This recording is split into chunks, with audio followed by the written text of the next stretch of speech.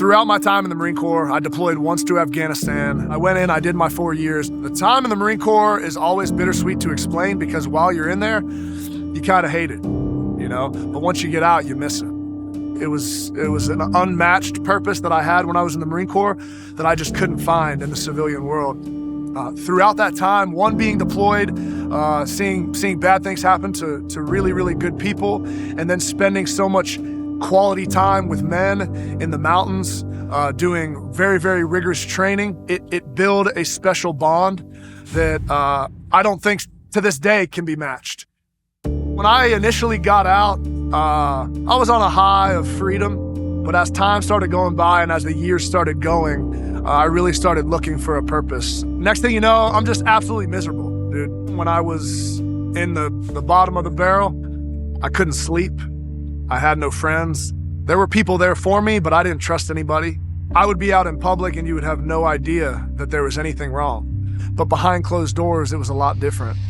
There were countless nights where my wife would come into a dark bathroom and it was me on the floor of the shower just weeping. I felt like at one point there was part of my life that was missing. I had no fulfillment. I had no purpose. I feel like I had no meaning. And it was actually my wife that had a conversation with me one night.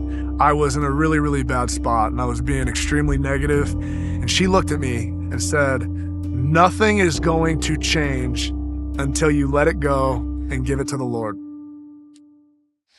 And I remember thinking to myself what the Lord did for me in my life and how I just went through a season that I was not pointing everything to Him, that I wasn't using Him as the firm foundation that He was. That week, I say, "You know what, babe? I'm gonna make the best of this. You're right.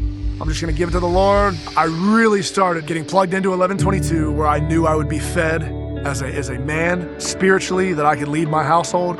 I knew Jesus was there, and I think He's the one thing that continued keeping me moving forward. I wake up probably 2 in the morning, go to the bathroom.